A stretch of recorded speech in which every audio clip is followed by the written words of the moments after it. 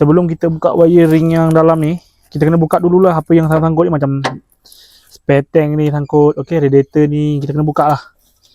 Kita kena lapangkan lah. Sebab apa? Senang nanti untuk kita buat kerja lah. Jadi sekarang ni ada pipe-pipe semua kita buka. Kita galikan kat tepi dah. Okey, nampak ni wiring lalu bawah radiator tu kita kena keluarkan lah. Kita kena buka lah.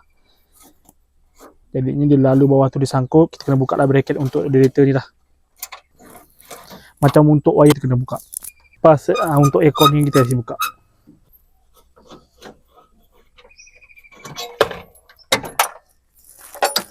Okey, kat sini dah lapang. Okey, kita kalau boleh keluarkan. Apa-apa yang berkenaan macam boleh buka, kita buka. Sebab dia mengacau nanti tempat tu kebetai ke apa ke kita potong.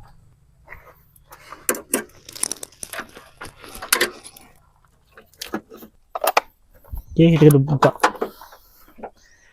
Dapat keluar ini pun okey dah. Skru 10 ni Ini skru body Jadi ni kita kena keluarkan lah perlahan-lahan. Dekat sini ada soket lampu, kena buka sekali soket lampu ni. Okey, settle bahagian sini yang kita keluarkan Lepas tu kita tengok lagi apa yang sangkut. Okey.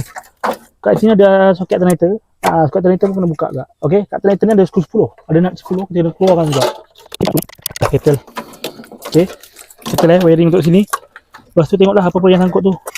Lagi apa yang sangkut. Okey. Dekat bawah ni pun ada bracket Jadi kena buka lah bracket ni. Wiring tu daripada bawah radiator apa semua kita dah keluarkan lah.